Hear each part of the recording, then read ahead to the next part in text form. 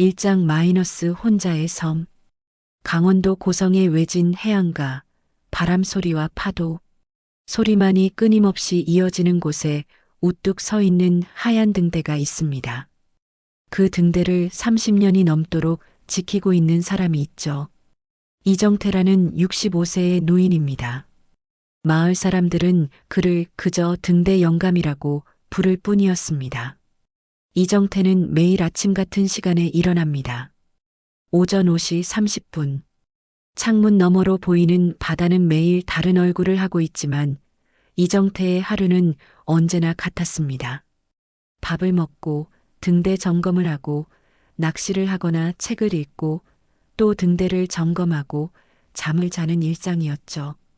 오늘도 별일 없이 지나가는구나. 이정태는 혼잣말로 하루를 마무리합니다. 침대 옆 낡은 탁자 위에는 10년 전에 찍은 가족 사진이 놓여 있었습니다. 웃고 있는 아내, 어색한 표정의 아들, 그리고 당시 3살이었던 손자. 아내는 5년 전 병으로 세상을 떠났고 아들은 서울로 올라가 연락도 거의 없었습니다. 이정태에게 남은 가족은 사진 속 추억뿐이었죠. 마을에 내려갈 일도 거의 없었습니다. 한 달에 한 번 식료품을 사러 갈 때면 마을 사람들이 가끔 인사를 건네기도 했지만 그뿐이었습니다. 대부분의 사람들은 그를 그저 지나쳤고 이정태도 그것이 편했습니다. 고래요? 아, 고래는 여기 잘 안 나타납니다. 옛날에는 간혹 보였다는데 요즘엔 그런 거 없어요. 고래가 웬 고래야? 해양조사를 온 젊은 연구원이 물었을 때 이정태는 그렇게 대답했습니다. 그의 말처럼 이 해안에서 고래를 본 지는 오래되었습니다. 아내와 함께 등대를 지키던 시절 멀리서 물줄기를 뿜는 고래를 본 적이 있었죠. 그때가 마지막이었습니다. 이정태의 세상은 등대와 바다 그리고 가끔 찾아오는 갈매기들 뿐이었습니다. 하지만 그는 그 고요함이 싫지 않았습니다. 아니, 어쩌면 그 고요함을 필요로 했는지도 모릅니다. 사람들의 소음과 기대로부터 멀어진 이곳에서 이정태는 자신만의 평화를 찾았던 것 같았죠. 등대 꼭대기에 올라가 바다를 바라보는 것이 그의 유일한 낙이었습니다. 넓게 펼쳐진 바다는 때로는 잔잔하게, 때로는 거칠게 그를 맞아주었습니다. 바다를 바라보고 있으면 마음이 편안해졌고 홀로 남겨진 자신의 처지도 그리 외롭게 느껴지지 않았습니다. 오늘은 또 어떤 꿈을 꿀까? 잠들기 전 이정태는 항상 같은 생각을 했습니다. 꿈속에서라도 아내를 만나고 싶었습니다. 손자의 웃음소리도 듣고 싶었고요. 하지만 꿈은 언제나 그를 배신했습니다. 꿈에서도 그는 혼자였습니다. 그렇게 또 하루가 지나갔습니다. 이정태의 하루는 내일도, 모레도, 그 다음 날도 똑같을 것이라고 생각했습니다. 하지만 그는 알지 못했습니다. 바다가 그에게 무언가를 준비하고 있다는 것을, 인생을 바꿀 만한 큰 만남이 곧 찾아올 것이라는 사실을. 2장 마이너스 폭풍우 후의 만남. 그날 밤은 유난히 거친 폭풍우가 몰아쳤습니다. 창문을 두드리는 빗소리와 함께 천둥번개가 등대를 뒤흔들었죠. 이정태는 평소보다 더 꼼꼼하게 등대 상태를 확인했습니다. 등대의 불빛이 폭풍우 속에서도 선명하게 빛나도록 말이죠. 누군가에게는 그 불빛이 희망이 될 테니까요. 이런 날에는 바다에 나간 어선도 없을 텐데. 그래도 이정태는 등대지기로서의 책임감으로 밤새 등대를 지켰습니다. 그리고 폭풍우가 잦아든 새벽 잠깐 눈을 붙인 후 아침이 되자마자 해안가로 나갔습니다. 폭풍우 후에는 항상 확인할 것이 많았거든요. 등대 주변에 파손된 시설이 없는지, 바다에 떠내려온 쓰레기는 없는지 말입니다. 그런데 그날은 달랐습니다. 등대에서 조금 떨어진 해안가 바위 틈에서 이정태는 거대한 무언가를 발견했습니다. 처음에는 파도에 밀려온 거대한 부유물인 줄 알았죠. 하지만 가까이 다가가자 그것의 정체가 드러났습니다. 이게 고래인가? 믿기지 않는 광경이었습니다. 해안가 바위 틈에 거대한 혹등고래 한 마리가 좌초되어 있었던 것입니다. 국내 연안에서 관측되는 고래 중 가장 큰 종인 혹등고래였습니다. 이정태는 잠시 할 말을 잊었습니다. 생전 처음 이렇게 가까이서 보는 고래였습니다. 멀리서 물줄기를 뿜는 모습은 본 적이 있어도 이렇게 바로 눈앞에서 보는 건 처음이었죠. 고래는 힘겹게 숨을 쉬고 있었습니다. 몸을 뒤틀어 보려 하지만 바위에 끼인 탓에 움직임이 제한적이었죠. 이정태는 처음에는 그저 바라보기만 했습니다. 자연의 섭리라고 생각했던 것 같습니다. 태어나고 죽는 것은 모든 생명의 순리니까요. 그냥 자연의 섭리지. 내가 뭘 어쩔 수 있겠어. 하지만 그때였습니다. 고래가 이정태를 바라보는 순간이 찾아왔죠. 그 커다란 눈에는 무엇인가 있었습니다. 이정태는 고래의 눈에서 공포와 고통, 그리고 간절함을 읽었습니다. 그리고 갑자기 고래가 내는 소리가 들렸죠. 마치 인간의 기침처럼 흐느끼는 소리였습니다. 그 순간 이정태의 마음 한 구석이 흔들렸습니다.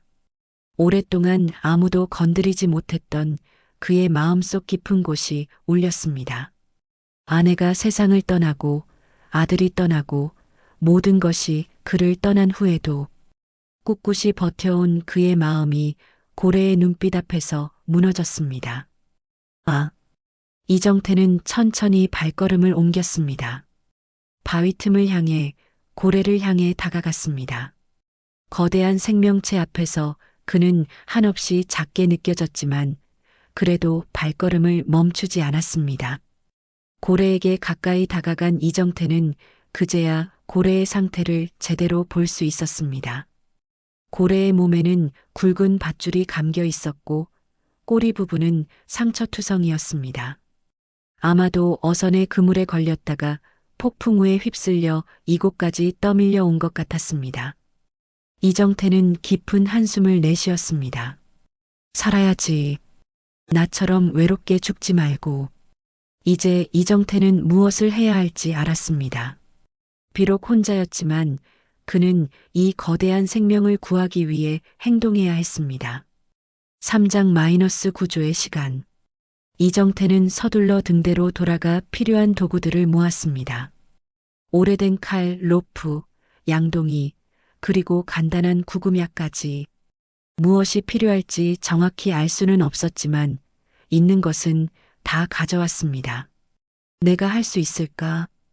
잠시 망설임이 들었지만 이정태는 마음을 다잡았습니다. 해양동물 구조 전문가도 아니고 그렇다고 체력이 넘치는 청년도 아니었습니다. 하지만 지금 이 순간 이 거대한 생명을 도울 수 있는 사람은 오직 이정태뿐이었죠. 고래에게 돌아온 이정태는 우선 고래의 몸을 감싸고 있는 밧줄부터 제거하기로 했습니다. 칼을 꺼내 조심스럽게 밧줄을 끊기 시작했습니다. 밧줄은 생각보다 단단했고 고래의 살에 깊숙이 파고든 부분도 있어서 작업은 쉽지 않았습니다. 참아.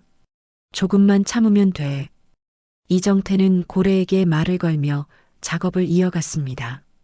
마을에서 사람들과 대화한 적이 거의 없는 그였지만 지금은 끊임없이 고래에게 말을 건넸습니다. 그것이 고래를 안심시키는데 도움이 될 것 같았습니다. 밧줄을 모두 제거하는 데만 2시간이 넘게 걸렸습니다. 이정태의 손은 이미 물집이 잡히고 피가 나기 시작했지만 그는 멈추지 않았습니다. 다음으로는 고래의 몸에 물을 계속 끼얹기 시작했습니다. 바위 틈에 갇힌 고래는 계속 물을 맞아야 했습니다. 건조해지면 피부가 손상될 수 있다는 것을 이정태는 알고 있었습니다. 양동이로 물을 퍼서 고래에게 끼얹는 일은 생각보다 훨씬 힘들었습니다. 다리에 힘이 풀려 몇 번이나 넘어질 뻔했지만 이정태는 계속해서 물을 날랐습니다. 땀이 비 오듯 흘렀고 숨은 턱 밑까지 차올랐습니다. 괜찮아. 곧 밀물이 들어올 거야. 이정태는 시계를 보며 중얼거렸습니다. 밀물이 들어오면 고래가 바위 틈에서 빠져나갈 수 있을지도 모릅니다. 하지만 그때까지 고래가 살아있어야 했습니다. 시간은 계속 흘러갔습니다. 해가 중천에 뜨고 또 서쪽으로 기울기 시작했습니다. 이정태는 쉬지 않고 고래를 돌봤습니다. 상처에 약을 바르고 물을 끼얹고 때로는 고래의 등을 쓰다듬으며 이야기를 나눴습니다. 나도 외로웠어. 너무 외로웠지. 이정태는 고래에게 자신의 이야기를 했습니다. 아내와의 추억, 아들과의 갈등, 그리고 홀로 남겨진 삶에 대해 평생 누구에게도 하지 않았던 이야기들을 고래에게 풀어놓았습니다. 고래는 가끔 작은 소리를 내며 마치 듣고 있는 것 같았습니다. 무려 8시간이 지났을 때 드디어 밀물이 제대로 들어오기 시작했습니다. 물이 바위 틈을 채우면서 고래의 몸이 조금씩 떠오르기 시작했습니다. 이정태는 마지막 힘을 다해 고래의 방향을 바다 쪽으로 유도했습니다. 이제 가서 살아. 고래는 천천히 하지만 확실하게 바위 틈에서 빠져나왔습니다. 처음에는 주춤거리는 듯 했지만 곧 힘찬 움직임을 보이기 시작했습니다. 그리고 드디어 자유의 바다로 나아가기 시작했습니다. 이정태는 해안가에 쓰러지듯 앉아 그 광경을 지켜봤습니다. 고래는 바다로 나아가다가 마지막 순간 이정태가 있는 방향으로 머리를 돌려 잠시 멈추었습니다. 그리고 마치 인사라도 하듯 머리를 살짝 숙인 후 깊은 바다 속으로 사라졌습니다. 사장 마이너스 변화의 조짐. 구조 다음 날 이정태는 온몸이 천근만근이었습니다. 평소에도 느꼈던 관절통이 더욱 심해진 것 같았고 손바닥의 물집은 아직도 아팠습니다. 하지만 이상하게도 마음은 가벼웠습니다. 오랜만에 깊은 잠을 잤다는 사실도 놀라웠죠. 어제 꿈에서 아내를 만났나? 아침 식사를 하며 이정태는 생각했습니다. 오랜만에 꿈에서 웃는 아내의 모습을 본 것 같았습니다. 확실하지는 않았지만 그런 느낌이 들었죠. 이정태는 오랜만에 기분 좋게 하루를 시작했습니다. 그런데 그날부터 이상한 일들이 하나둘씩 벌어지기 시작했습니다. 첫 번째 이상한 일은 등대의 발전기였습니다. 그 발전기는 낡아서 일주일에 한 번씩은 꼭 고장이 났었는데 갑자기 놀랍게도 완벽하게 작동하기 시작한 것입니다. 이상하네. 어제 만지지도 않았는데. 이정태는 발전기를 살펴보았지만 특별히 달라진 점은 없어 보였습니다. 그저 마법처럼 잘 돌아갈 뿐이었죠. 고개를 갸우뚱거리며 발전기를 두드려 보았지만 발전기는 꿋꿋하게 돌아갔습니다. 두 번째 이상한 일은 우편물이었습니다. 일주일에 한 번씩 오는 우편 배달부가 그날은 특별한 편지 한 통을 가져왔습니다. 발신인을 확인했을 때 이정태는 숨이 멎는 것 같았습니다. 서울의 아들이 10년 만에 아들에게서 온 편지였습니다. 떨리는 손으로 편지를 열어 읽기 시작했습니다. 아들은 편지에서 자신의 근황과 함께 이정태의 건강을 걱정하는 내용을 적어 놓았습니다. 그리고 마지막에는 곧 찾아뵙겠다는 말도 있었죠. 어째서 하필 지금? 이정태는 편지를 접으며 생각했습니다. 10년 동안 연락 한 번 없던 아들이 갑자기 편지를 보내온 것이 우연일까요? 아니면 무언가 다른 이유가 있는 것일까요? 의심이 들기도 했지만 한편으로는 기대감도 있었습니다. 세 번째 이상한 일은 그날 밤에 찾아왔습니다. 이정태는 잠들기 전 항상 그랬듯이 창문 너머로 바다를 바라보았습니다. 그런데 그날따라 바다가 유난히 빛나는 것 같았습니다. 마치 수천 개의 작은 별들이 바다 위에 떠 있는 것처럼 말입니다. 저게 뭐지? 호기심에 이정태는 등대 밖으로 나갔습니다. 바닷가에 다가가자 놀라운 광경이 펼쳐졌습니다. 바다에는 수많은 발광 플랑크톤이 떠 있었던 것입니다. 마치 바다가 스스로 빛을 내는 것 같았습니다. 이정태는 그 신비로운 광경 앞에서 넋을 잃고 서 있었습니다. 그때 갑자기 바다에서 목소리가 들려오는 것 같았습니다. 바다의 기운이 당신을 축복할 것입니다. 누구의 목소리인지 정말로 들은 것인지도 확신할 수 없었습니다. 하지만 이정태는 분명히 그 말을 들었다고 생각했습니다. 그리고 그날 밤 이정태는 이상한 꿈을 꾸었습니다. 바닷속 깊은 곳에서 금빛 비늘이 흩날리는 꿈이었습니다. 그 꿈 속에서 이정태는 마치 물속을 걷는 것처럼 자유롭게 움직였고 수많은 해양 생물들이 그를 반기는 것 같았습니다. 아침에 일어났을 때 이정태는 몸이 가벼웠습니다. 평소라면 느꼈을 관절통도 없었고 몸이 훨씬 젊어진 것 같은 느낌이었습니다. 거울을 보니 얼굴에 주름도 조금 펴진 것처럼 보였습니다. 내가 미쳐가나? 이정태는 혼란스러웠습니다. 하루 만에 이렇게 많은 변화가 찾아오다니 믿기지 않았습니다. 그래도 한 가지 확실한 것은 고래를 구한 후부터 이정태의 삶에 변화의 바람이 불기 시작했다는 사실이었습니다.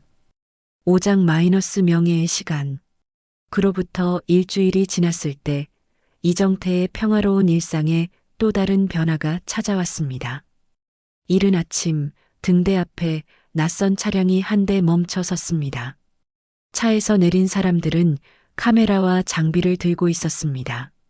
저기, 이정태 씨가 맞으신가요? 젊은 여성 한 명이 다가와 물었습니다. 이정태는 경계하는 눈빛으로 고개를 끄덕였습니다. 그녀는 자신을 고성군에서 해양 다큐멘터리를 촬영 중인 PD라고 소개했습니다. 실은 일주일 전 저희가 이 근처에서 드론 촬영을 하고 있었는데요. 우연히 선생님께서 고래를 구하시는 모습이 담겼습니다. 이정태는 놀랐습니다. 자신이 고래를 구하는 모습이 촬영되었다니 상상도 못한 일이었습니다. PD는 계속해서 설명했습니다. 그 영상을 SNS에 올렸더니 폭발적인 반응이 있었어요. 대한민국 마지막 고래 구조자라는 제목으로 수백만 명이 시청했습니다. 이정태는 말문이 막혔습니다. 자신이 그저 외로움에 그리고 연민에 이끌려 한 행동이 이렇게 많은 사람들에게 알려질 줄은 몰랐습니다. PD는 이정태의 이야기를 다큐멘터리로 만들고 싶다고 제안했습니다. 처음에는 거절하려 했습니다. 이정태는 카메라 앞에 서는 것도 자신의 이야기가 세상에 알려지는 것도 원치 않았습니다. 하지만 PD의 진심 어린 설득에 그리고 이 이야기가 많은 사람들에게 희망이 될 수 있다는 말에 결국 동의하게 되었습니다. 그날부터 등대는 분주해졌습니다. 촬영팀이 오가며 인터뷰를 하고 이정태의 일상을 담았습니다. 이정태는 처음에는 어색했지만 점차 카메라 앞에서도 자연스러워졌습니다. 자신의 이야기, 고래와의 만남, 그리고 그 이후의 변화들을 솔직하게 털어놓았습니다. 다큐멘터리가 방영된 후 이정태의 삶은 더욱 크게 변했습니다. 언론에 관심이 쏟아졌고 환경단체에서도 연락이 왔습니다. 그리고 놀랍게도 해양수산부 장관이 직접 등대를 방문했습니다. 이정태 씨 정말 대단한 일을 하셨습니다. 한 사람의 용기 있는 행동이 얼마나 큰 영향을 미칠 수 있는지 보여주셨어요. 장관은 이정태에게 해양보호공로 훈장을 수여했습니다. 작은 마을의 등대지기가 국가에서 주는 훈장을 받게 되다니 꿈 같은 일이었습니다. 이정태는 떨리는 손으로 훈장을 받으며 자신이 한 일이 그저 마음이 이끄는 대로 한 것뿐이라고 생각했습니다. 하지만 가장 큰 변화는 따로 있었습니다. 어느 날 아침 등대 문을 두드리는 소리가 들렸습니다. 문을 열자 그곳에는 낯설면서도 익숙한 얼굴이 있었습니다. 할아버지, 10살이 된 손자였습니다. 이정태는 눈물이 맺혔습니다. 마지막으로 본 것이 3살 때였으니 7년 만의 만남이었습니다. 손자의 뒤에는 아들이 서 있었습니다. 어색한 미소를 지으며 아버지를 바라보고 있었죠. 아버지, 다큐멘터리 봤어요. 정말 자랑스러웠습니다. 이정태는 아들과 손자를 안으로 들였습니다. 오랜만에 등대에는 가족의 웃음소리가 가득했습니다. 손자는 호기심 가득한 눈으로 등대 구석구석을 살펴보았고 할아버지에게 끊임없이 질문을 쏟아냈습니다. 할아버지, 고래는 정말 크게 보였어요? 무섭지 않았어요? 고래랑 이야기도 했어요? 이정태는 손자의 질문에 하나하나 답하며 행복한 시간을 보냈습니다. 이렇게 가족과 함께하는 순간이 얼마나 그리웠는지 그제야 깨달았습니다. 아들과도 조금씩 대화를 나누기 시작했고 서로의 지난 시간에 대해 이야기했습니다. 아버지, 서울에서 사업이 좀 어려워졌어요. 하지만 곧 다시 일어설 거예요. 아들은 조심스럽게 자신의 상황을 털어놓았습니다. 이정태는 아들의 말을 들으며 무언가 불안한 기운을 느꼈지만 그래도 가족이 돌아왔다는 사실에 기뻤습니다. 그날 밤 손자는 할아버지와 함께 등대 꼭대기에 올라가서 밤하늘의 별을 구경했습니다. 이정태는 오랜만에 가슴이 따뜻해지는 느낌이었습니다. 할아버지, 나중에 저도 등대지기가 될래요. 손자의 순진한 말에 이정태는 웃음을 지었습니다. 자신이 평생 지켜온 등대가 이제는 손자에게 꿈이 되다니 뜻밖의 기쁨이었습니다. 6장 마이너스 실현의 순간. 가족의 방문으로 행복했던 시간도 잠시 이정태는 점차 아들의 진짜 의도를 알아차리기 시작했습니다. 처음에는 단순한 가족 방문으로 생각했지만 아들이 자주 등대 부지에 대해 물어보고 재산 상황을 확인하는 모습이 수상했습니다. 아버지, 이 등대 부지가 아버지 명의로 되어 있죠? 어느 날 저녁 아들이 직접적으로 물었습니다. 이정태는 고개를 끄덕였습니다. 국가에서 관리하는 등대였지만 주변 부지는 오래전에 이정태가 구입한 것이었습니다. 처음에는 아내와 함께 작은 텃밭을 가꾸려고 했던 공간이었죠.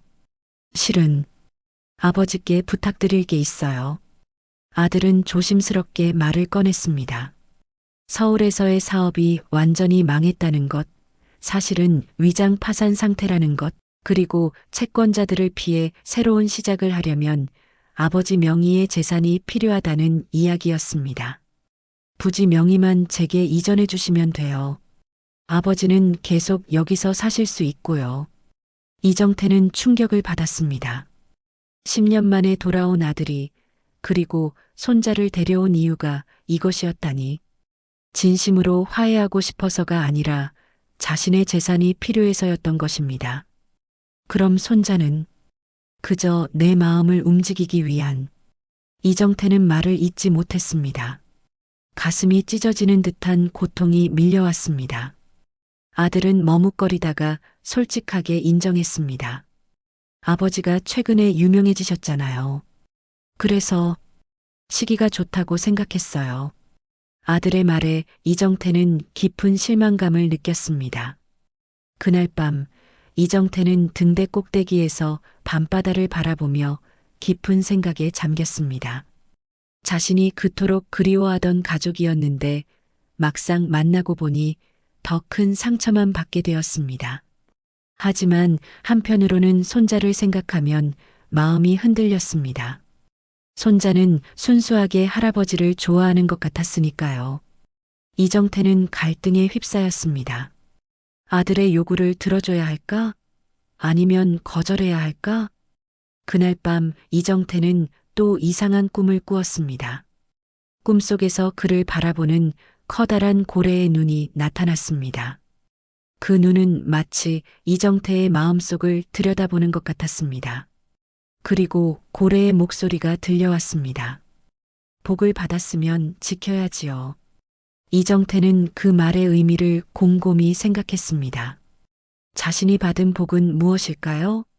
갑자기 찾아온 명예, 훈장, 아니면 다시 만난 가족? 아니었습니다. 진정한 복은 그 무엇보다도 자신이 옳다고 믿는 일을 할 수 있는 용기, 그리고 그것을 지킬 수 있는 힘이었습니다. 다음 날 아침, 이정태는 아들에게 자신의 결정을 알렸습니다. 미안하구나. 하지만 난 이 부지를 너에게 줄 수 없다. 아들의 얼굴이 굳어졌습니다. 예상했던 반응이었지만 그래도 이정태의 마음은 무거웠습니다. 왜요? 아버지가 여기서 평생 사실 수 있게 해드린다니까요? 그냥 명의만. 이정태는 고개를 저었습니다. 그의 결정은 확고했습니다. 이 땅은 내가 사업에 이용할 물건이 아니야. 그리고 난 내가 위장 파산을 계획하고 채권자들을 속이는 일에 동참할 수 없다. 아들의 표정이 일그러졌습니다. 분노와 배신감이 뒤섞인 표정이었습니다. 그럼 저희는 가겠습니다. 손자도 데려갈 거고요. 이정태는 가슴이 아팠지만 그래도 고개를 끄덕였습니다. 손자에게 작별 인사를 하는 것은 정말 힘든 일이었습니다. 특히 손자가 눈물을 글썽이며 할아버지를 바라볼 때는 더욱 그랬습니다. 할아버지, 또 올게요. 손자의 작별 인사에 이정태는 겨우 미소를 지어 보였습니다. 하지만 아들의 성격을 알기에 다시 만날 수 있을지는 의문이었습니다. 7장 마이너스 진정한 선택. 아들과 손자가 떠난 후 등대는 다시 고요해졌습니다. 이정태는 처음 며칠 동안 깊은 상실감에 빠졌습니다. 또다시 혼자가 되었다는 사실이 그를 괴롭혔습니다. 하지만 점차 그는 자신이 한 선택이 옳았다는 것을 깨달았습니다. 무언가 중요한 결정을 내려야 한다는 생각이 들었습니다. 이정태는 자신의 남은 삶을 어떻게 써야 할지 고민했습니다. 혼자 등대를 지키며 조용히 살아갈 것인가, 아니면 다른 무언가를 할 것인가. 그러던 어느 날 지역 해양보호단체에서 연락이 왔습니다. 이정태의 이야기에 감동받은 사람들이 모금을 해서 고래와 해양생물 보호를 위한 프로젝트를 시작하고 싶다는 내용이었습니다. 그리고 이정태에게 명예대표로 참여해달라는 부탁이었죠. 저는 특별한 능력이 없는데. 이정태는 머뭇거렸습니다. 하지만 단체 대표는 이정태의 경험과 진정성이 무엇보다 중요하다고 강조했습니다. 이정태는 이 제안에 대해 깊이 생각해 보기로 했습니다. 등대 꼭대기에서 바다를 바라보며 이정태는 지난 세월을 돌아보았습니다. 30년 넘게 이 등대를 지키며 살아왔지만 그동안 진정으로 무언가를 지켰다는 느낌은 없었습니다. 하지만 고래를 구한 그 순간부터 그의 인생에는 의미가 생겼습니다. 다음 날 아침, 이정태는 중요한 결정을 내렸습니다. 서둘러 옷을 갈아입고 마을로 내려갔습니다. 처음으로 찾은 곳은 지역 등기소였습니다. 이 부지를 기부하고 싶습니다. 공무원은 놀란 표정을 지었습니다. 이정태는 자신의 모든 재산, 등대 주변 부지를 지역 바다보호재단에 기부하기로 한 것입니다. 이정태에게는 이것이 진정한 해방이었습니다. 아들이 탐내던 재산에서 벗어남으로써 그는 마음의 짐을 내려놓았습니다.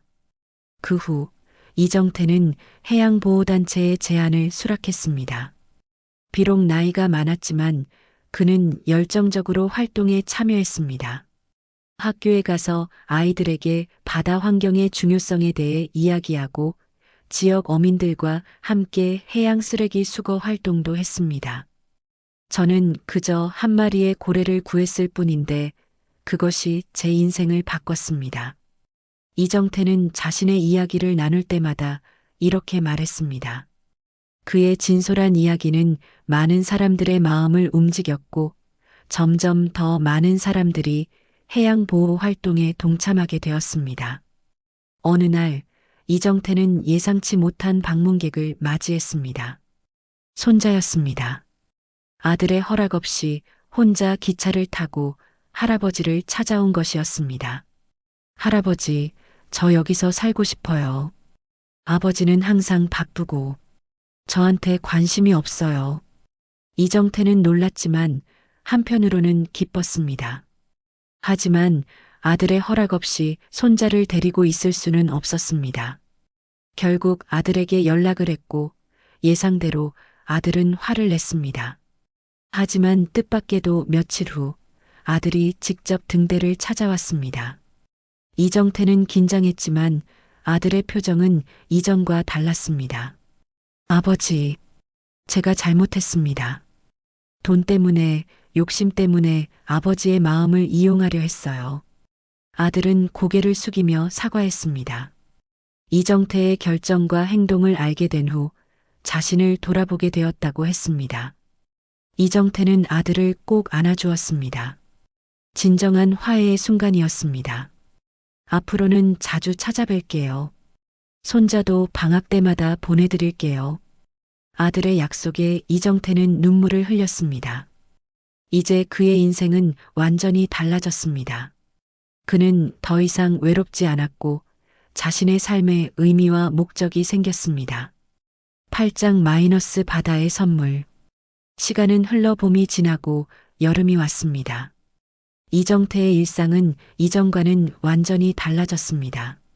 여전히 등대를 관리했지만 이제는 해양보호단체의 활동도 함께 했습니다. 주말에는 손자가 방문하기도 했고 가끔은 아들도 함께 왔습니다. 그날은 평화로운 여름날이었습니다. 이정태는 아침부터 등대 주변을 청소하고 있었습니다. 최근에는 관광객들도 종종 등대를 찾아왔기 때문에 주변 환경을 깨끗하게 유지하는 것이 중요했습니다. 문득 바다에서 이상한 소리가 들렸습니다. 이정태는 잠시 하던 일을 멈추고 바다를 바라보았습니다. 그리고 신기한 광경을 목격했습니다. 저건 바다 한가운데 거대한 물기둥이 솟아올랐습니다. 혹등고래의 물뿜기였습니다. 이정태는 심장이 빠르게 뛰는 것을 느꼈습니다. 혹시 그때 그 고래일까요? 이정태는 서둘러 망원경을 가져와 바다를 살펴보았습니다. 그리고 더 놀라운 모습을 보았습니다. 고래는 혼자가 아니었습니다. 옆에는 작은 새끼 고래가 함께하고 있었습니다. 아이를 데려왔구나. 이정태는 감격했습니다. 마치 자신의 가족을 소개하러 온 것만 같았습니다. 고래들은 등대 앞 바다를 한동안 맴돌았습니다. 이정태는 그저 바라보며 미소 지었습니다. 그때였습니다. 큰 고래가 갑자기 수면 위로 뛰어올랐습니다. 거대한 몸집이 공중에서 잠시 멈춘 듯 했다가 다시 바다로 떨어졌습니다. 물보라가 사방으로 튀었고 그 광경은 너무나 장엄했습니다. 인사를 하는 거구나. 이정태는 손을 흔들었습니다. 고래의 점프는 마치 감사의 인사처럼 느껴졌습니다. 새끼 고래도 뒤이어 작은 점프를 했고 그 모습에 이정태는 웃음을 터뜨렸습니다. 고래들은 한참을 등대 앞에서 놀다가 서서히 먼 바다로 향했습니다. 이정태는 그들이 완전히 시야에서 사라질 때까지 바라보았습니다. 가슴속에서는 따뜻한 무언가가 느껴졌습니다. 나는 고래 한 마리 구했을 뿐인데 그게 내 삶을 구했네. 이정태는 조용히 중얼거렸습니다. 정말로 그랬습니다. 외롭고 의미 없이 흘러가던 그의 인생이 하나의 선택으로 완전히 바뀌었습니다. 단순한 구조 행위가 그에게는 인생의 전환점이 되었던 것입니다. 이제 그에게는 가족이 있고 목적이 있고 열정이 있었습니다. 그날 저녁 손자가 전화를 걸어왔습니다. 할아버지, 다음 주에 친구들이랑 같이 갈게요. 바다 생물 관찰 숙제가 있거든요. 이정태는 미소를 지었습니다. 손자의 목소리는 언제나 그의 마음을 밝게 해주었습니다. 그래, 손자야. 내 친구들에게 할아버지가 특별한 이야기를 들려줄게. 통화를 마치고 이정태는 등대 꼭대기로 올라갔습니다. 저녁 노을이 바다를 붉게 물들이고 있었습니다. 등대의 불빛이 서서히 밝아지며 어둠을 밝히기 시작했습니다. 이정태는 이제 자신이 단순한 등대지기가 아니라는 것을 알았습니다. 그는 바다의 이야기를 전하는 사람, 생명의 소중함을 알리는 사람, 그리고 무엇보다도 희망의 빛을 지키는 사람이었습니다. 바다는 잔잔히 출렁이며 이정태에게 속삭이는 것 같았습니다. 그리고 그 속삭임 속에서 이정태는 평화를 느꼈습니다. 카메라는 등대 꼭대기에서 내려다본 평화로운 바다를 비추며 천천히 암전되었습니다. 바다가 준 선물, 그것은 단순한 명예나 재산이 아니었습니다. 진정한 의미의 삶, 그리고 다시 찾은 가족의 사랑이었습니다. 이정태는 이제 알았습니다. 때로는 한 번의 작은 친절이 세상을 바꿀 수 있다는 것을, 그리고 그 변화는 바로 자신의 마음에서부터 시작된다는 것을, 인생의 가장 어두운 순간에 비친 한 줄기 빛, 그것이 바로 고래였습니다. 한 생명을 구했을 뿐인데 그 행동이 결국 이정태 자신의 인생을 구원했습니다. 그것이 바로 이정태가 깨달은 가장 큰 교훈이었습니다. 우리가 베푸는 모든 친절은 결국 우리에게 돌아온다는 것. 그리고 그 선한 순환이 바로 우리 모두가 함께 살아가는 이유라는 것을